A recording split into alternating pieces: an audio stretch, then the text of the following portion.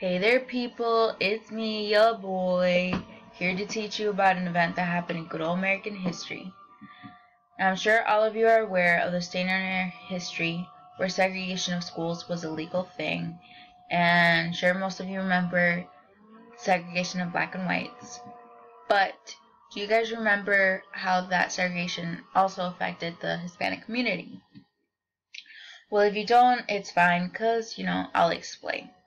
See, back in the 1940s, segregation was a popular, and not to mention racist, way of keeping colored kids away from white schools. And although segregation of Hispanics was a standard practice in 1940s California, it wasn't always the case. See, previous to 1855, Mexican children were able to freely attend Anglo schools.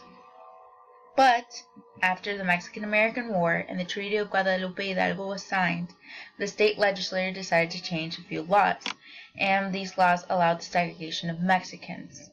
Yeah.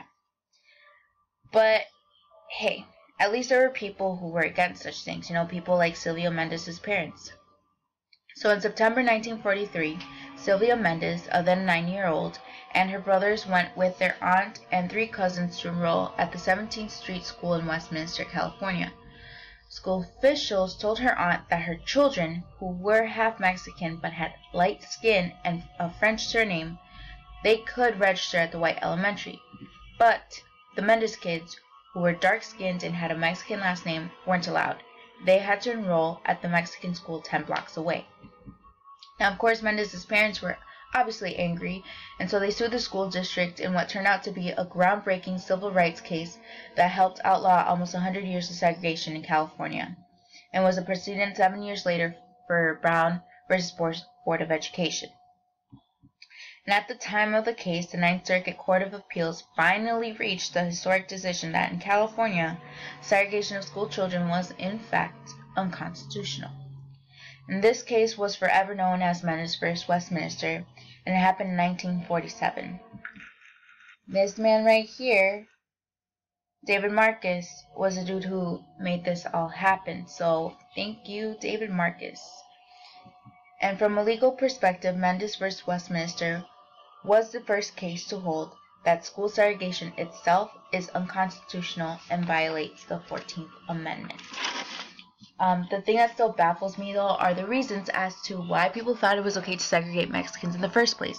And so one of the reasons that they gave was that if you added Indians to Mexicans, so calling them Indian Mexican, it allowed them to legally segregate the students, because by adding Indians, they were also under the Indian law, which is bogus. And then also another reason that they gave is that supposedly these Mexican American children didn't have they lacked adequate English language proficiency needed to attend English speaking schools. So school officials would claim that students of Mexican descent didn't speak English, and therefore a better educational situation would obtain for them in a segregated setting, which is full BS, but apparently separate is equal, but we all know that's, not true. And although Mendez versus Westminster did legally make segregation, unconstitutional, we still see the effects that it has had in schools. In California, you still see a lot of segregation, and it's mostly the colored schools where they have less funds and less resources, so that sucks. But anyways, thank you for watching.